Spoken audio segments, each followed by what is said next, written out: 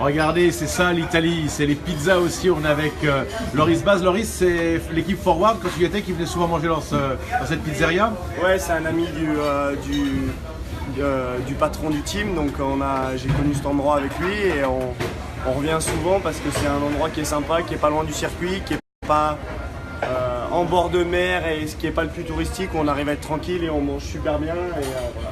On en profite après la course, c'est un long break donc on va passer une bonne soirée. Alors l'idée d'avoir tourné ici, d'avoir interviewé, c'est l'idée de Bertrand Say, notre consultant Superbike, je le précise. La première chose qu'on voudrait évoquer avec toi, on t'a vu vendredi soir, tu étais satisfait, tu avais beaucoup d'espoir après les essais ici, pourquoi ?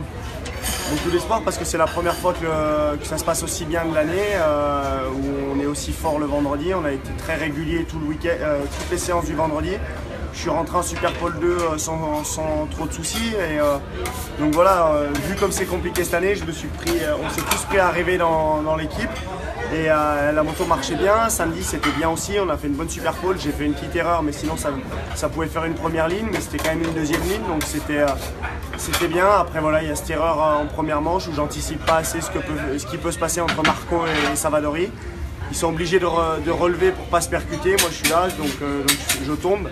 Et du coup on a payé le fait de louper la course hier aujourd'hui aussi parce qu'on manquait d'informations et les autres savaient à quoi s'attendre avec les pneus, pas moi. Et c'est une piste où c'est compliqué de doubler avec ce règlement où c'est une double pénalité si tu tombes en première manche et que vu que tu n'es pas dans les 9, tu pars 10e. Donc je partais encore plus loin que ce que je partais hier.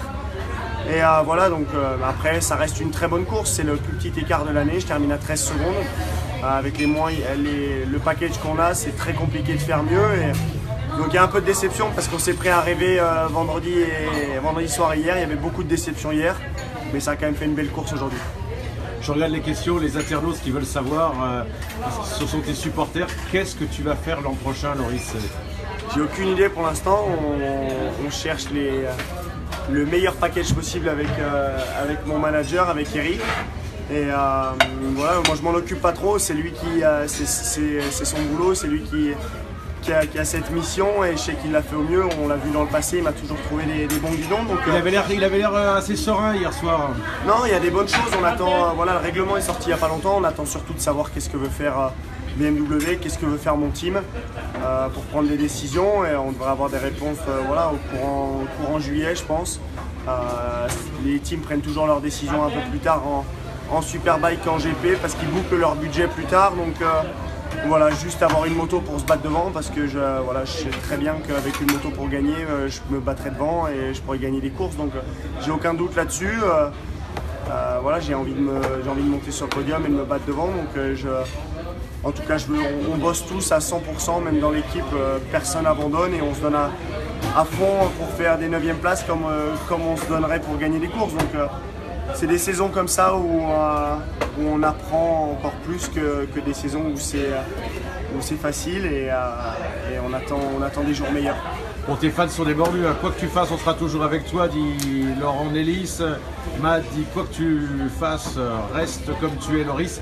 Dernière question, quand on est pilote MotoGP ou maintenant Superbike, on peut se permettre de manger des pizzas comme ça ou tu fais attention à ton alimentation ? Moi je fais toujours attention un peu à ce que je mange et à mon poids surtout, après je mange le tout. Et voilà, après on fait tous beaucoup l'entraînement, c'est un sport de haut niveau et donc si on s'entraîne tous les jours, on peut à peu près manger ce qu'on veut sans se soucier du poids. Et là, nous en Superbike, on a un énorme break, on a 10 semaines d'arrêt là pendant l'été. Alors tu vas faire quoi ? Un peu de vacances, un peu profiter un peu avec mes amis, ma copine et ma famille.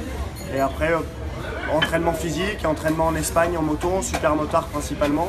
Je vais récupérer ma moto chez Tech Solutions la semaine prochaine qui est toute révisée et aller m'entraîner en Espagne, rouler un peu avec Jérémy aussi, mon pote.